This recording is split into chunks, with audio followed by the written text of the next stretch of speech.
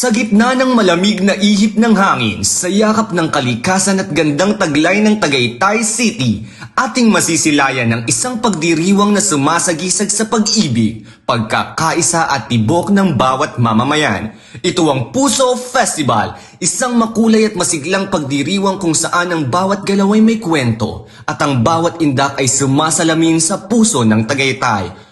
Mula sa mayamang kultura at tradisyon hanggang sa nag-uumapaw na enerhiya ng kabataan, sama-sama nating ipagdiwang ang init ng pagmamahal sa kabila ng malamig na klima.